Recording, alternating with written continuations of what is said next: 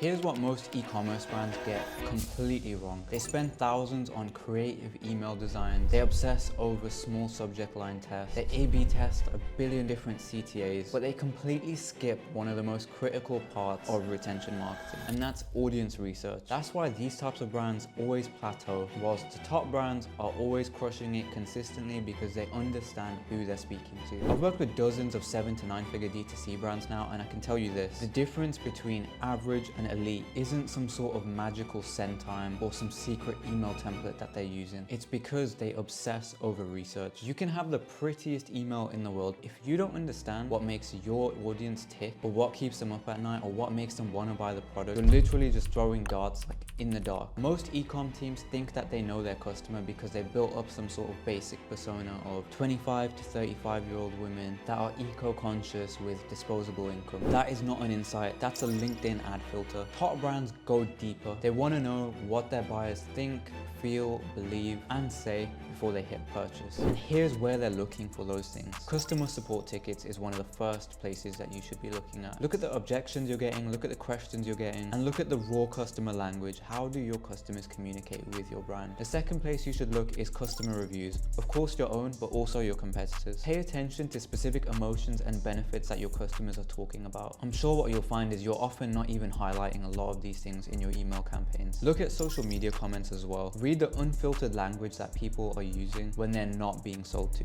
That's key. Organize all of this data in any way that is easiest for you, whether that's using ClickUp, whether that's using a Google Sheet, whether it's using a Google Doc, Airtable, wherever it is, you need to be storing all of this data somewhere. And currently what I can tell you is that what the top brands are doing is they're putting all this information into custom GPTs or custom Claude projects to understand their customers better in order to get more insights, get copy written for them using Claude or GPT way faster and way more efficient than doing it manually, of course. You want to start turning this data into revenue. You don't want to just sit with this data. Once you have it, that's great, but the next is actioning what you have. Start trying to identify patterns and recurring behaviors. Look at recurring objections as well. For example, shipping, pricing, whatever it may be. You need to start addressing these in your email campaigns. Segment people by the journey that they're on. Some people have bought your product numerous times. Some people have bought it once and never returned. You need to look at where people are at in the journey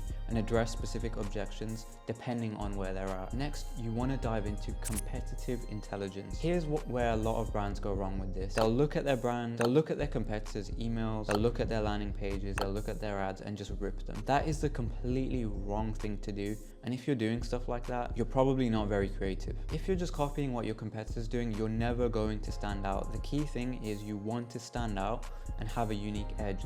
Yes, there's certain things that you can take. I do advise you to sign up to your competitor's mailing list, but that's to take inspiration. Certain angles, certain hooks, certain ways that they're doing things, sure, but do not completely rip what they're doing. The other thing that I advise looking at is their customer journey mapping. So abandon some carts on your competitors' mailing list. Maybe you even want to test buying products to look at their post-purchase flows to see how they're nurturing their customers and how they're going about customer journey mapping. Like I said, the goal is to get inspiration. It's not to rip or copy. The next step is using product intelligence. Here's a key thing. Customers buy outcomes. They don't buy features. Customers don't care about hyaluronic acid. They care about having glowing skin.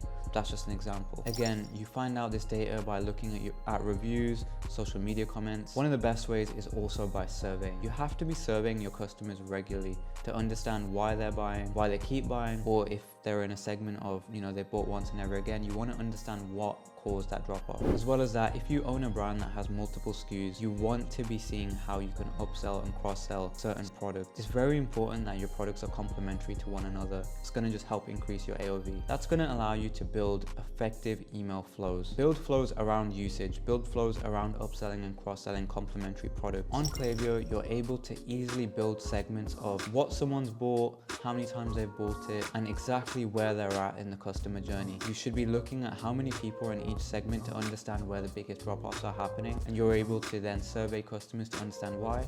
Once you understand why, you build email flows around it. If you're unsure of how to build those email flows, book a call with me. There's a link in the description. I'll be able to walk you through it. By the way, that's not a consulting call. That's only if you're interested in us doing it for you. Otherwise, drop comments in the comment section below and I'll try and respond. So let's bring it all together. Customer data mining gives you the language that you need to be using. Competitive intelligence finds your unique angle, and product intelligence sells the transformation. Start small. I know people can get overwhelmed with all of this information, but start applying insights to just one flow to begin with. See how you get on, see how results are, if you increase conversions, and then optimize off the back of that. You don't need to redo every single thing at once. Start small, but start intentionally. Then start scaling from there.